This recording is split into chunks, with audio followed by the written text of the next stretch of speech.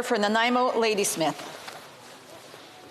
Well, thank you, Madam Speaker. It's an honor and privilege today to come to you from the First Nations of Nanaimo, the traditional territory, to speak about Bill C-3, the act to amend the Judges Act and certain aspects of the Criminal Code. I agree that we're going to have unanimous consent moving this bill forward. It's a very important piece of legislation, and judges need to be educated about sexual assault and about these issues. But I would put it to this House that the issues that have come up with judges asking inappropriate questions to women who have been sexually assaulted, those questions would not be asked to white women who were the daughters of judges or mayors or chiefs of police or members of this chamber. Those questions are asked to women who are marginalized, women of color, Indigenous women. And, you know, I would agree with this, the speech that I heard from the honorable member from Winnipeg Centre talking about the sexualization of Indigenous women and girls and how that perpetuates violence against Indigenous women. We need to do much more than amend this act, and the Missing and Murdered Indigenous Women and Girls Inquiry has called for a task force to deal with a whole range of outstanding cases, because even to get to be before a judge to talk about sexual assault, you need to have the RCMP or the police forces investigate a case properly and bring forward charges and have those charges approved by a prosecutor. And I want to just talk about a case that's happened in my community. This is an 18-year-old case of a 21-year-old woman named Lisa Marie Young. And in 2002, on June 29th, she went out with friends, drinking, partying in town. She was at a local nightclub. And at the end of the evening, she went to another party and then off to get something to eat.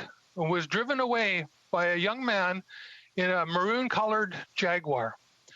She had called friends to tell them that this person was not letting her go and that she wanted to leave. And her friends, who were intoxicated, didn't think to call police or deal with this, you know, to raise attention. The next day, Lisa Marie Young was nowhere to be found. She's had very close ties with her family, with her mother and father, Joanne and Dawn, and with her friends. And people phoned the RCMP right away, and they started to raise awareness about her being missing. And the RCMP, an officer came by and had a discussion with them, but then went away. He was away off duty for 5 days. And when they talked to somebody else, they said, you know, just give it 48 hours. And they said, this is an extremely unusual situation. And she had actually phoned a friend and basically said that she was being held against her will. Now, this young woman, the cases swirling around this, the stories swirling around this have all been brought back to light because of a podcast put out by journalist Laura Palmer called Where is Lisa? And, you know, it's very clear that the police did not respond in a proper way. This was a young Indigenous woman. The police didn't do a ground search until September 17th. So she went missing on June 30th, and the police didn't engage in a ground search until then. It was members of her First Nation, the Tlaquayat in Tofino area. Those family members conducted searches, you know, on their own without the aid of the RCMP. The RCMP didn't interview anybody from the nightclub that this young woman was at. They didn't interview some of her friends.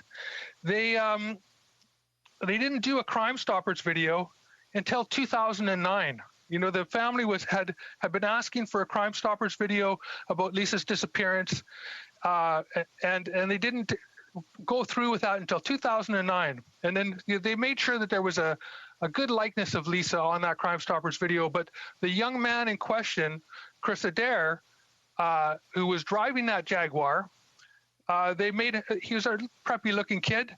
They made, from a privileged family, they made him look like a street tough in that Crime Stoppers video. So they were botching that.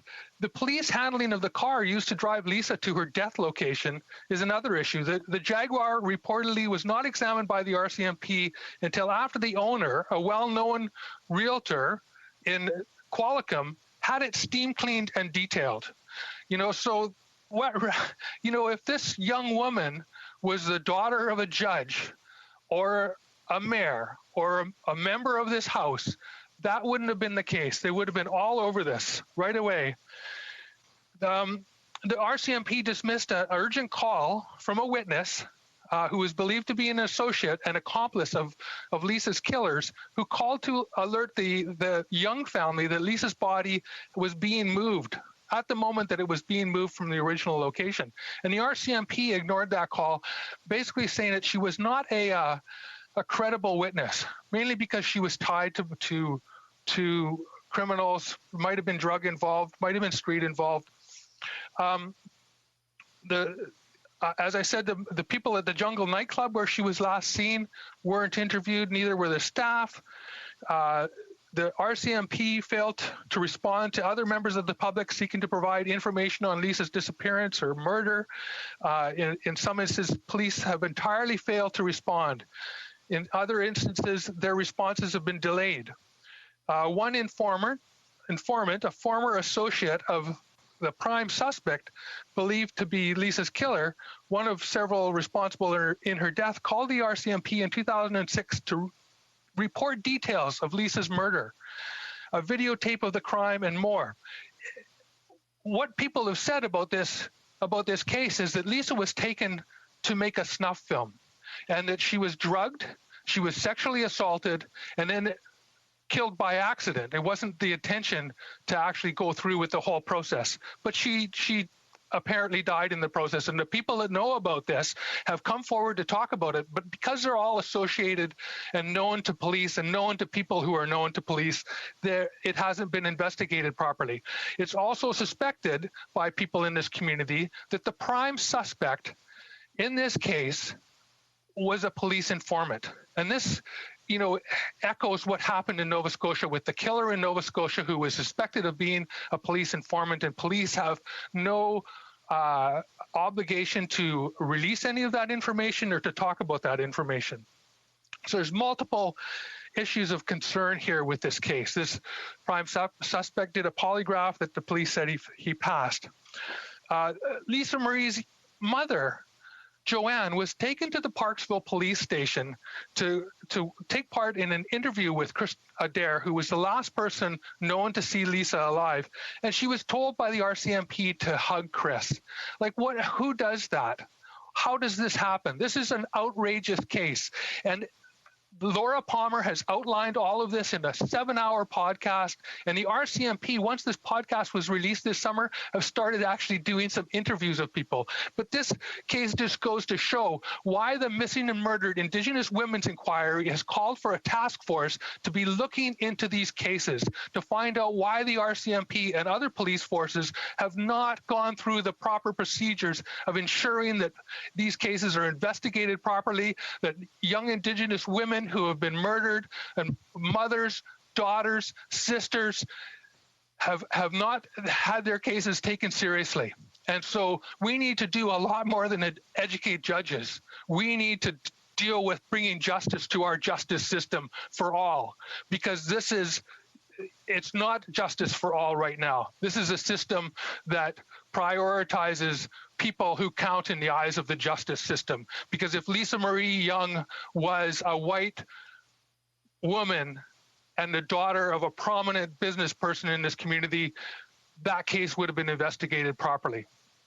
So I am challenging the Minister of Justice, the Minister of Public Safety, and the Minister of Crown Indigenous Relations to get this process going with this task force to look into these cases of the missing and murdered Indigenous women and girls.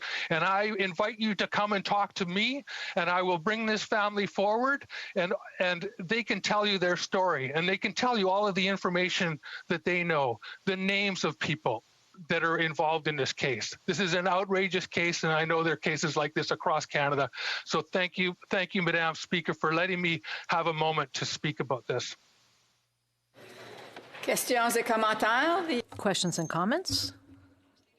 Yes, thank you, Madam Speaker, and I appreciate the members' comments on Bill C-3, and just wanted to be able to emphasize that this is a bill that is widely supported. I suspect that you will find that when the vote does eventually take place, it'll be passed unanimously, Madam Speaker. And so it's always encouraging when we have debates on important issues. There's no doubt sexual assault is one of those issues, and I've invited my Conservative Party friends to look at the possibility of incorporating one of their Opposition Day bills, motions, as a day in which not only can we talk about the assault issues, but also other issues that are having such a huge impact on our society. And I'm wondering if my colleague, who I suspect his party is supporting this bill, will in fact or would in fact support the Conservative Party having an Opposition Day motion on something of this nature that expands upon the issue. The honourable member for Nanaimo, Ladysmith. The Green Party is in fact supporting this bill, and the opposition party can do opposition days on whatever they feel is important to them. I would ask that the parliamentary secretary bring my request forward to caucus, to cabinet, that we get this task force going on the missing and murdered Indigenous women and girls inquiry, and that we deal with these situations, with all of these stories, with all of these cases properly, so that the families and friends and communities that are affected by these cases seek justice. Questions and comments? The honourable member for Sherwood Park, Fort Saskatchewan. Thank you very much, Madam Speaker. I thank my colleague for his speech, and I want to congratulate his party on the election of their new leader.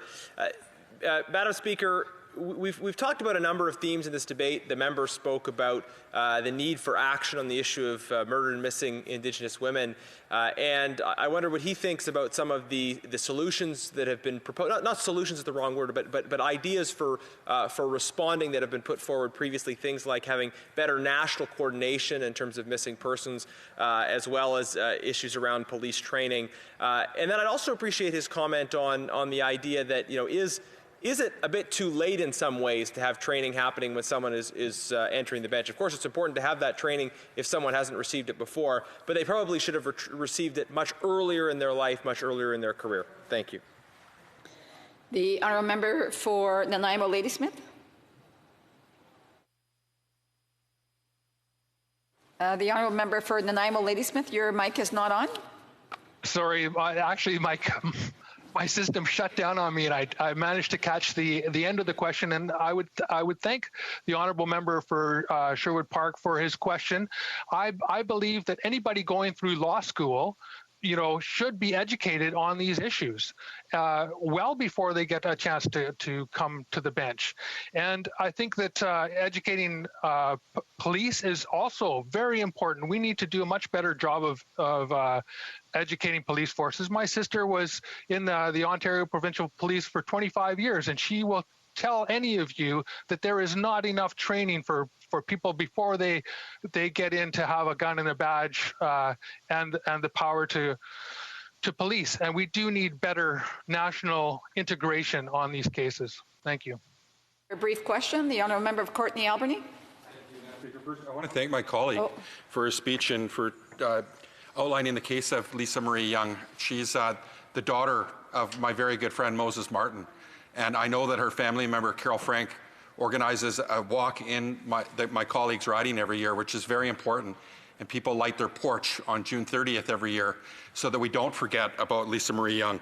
The family specifically asked that the government, that RCMP officers should have specific training on missing and murdered Indigenous women and girls and better access to information on cases, and that the penalty system is too lenient for not following through. And that can the member speak about those important asks by this family and the Tloquet Nation and their ask for these actions. Thank you.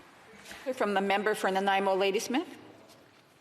Well, I thank the honourable member for Courtney Alberni for that question. I agree that everything that this family is asking for should be acted upon. We need to learn from this situation. It is a horrific case, and it needs to be looked into seriously with a task force, and those recommendations acted on. Thank you.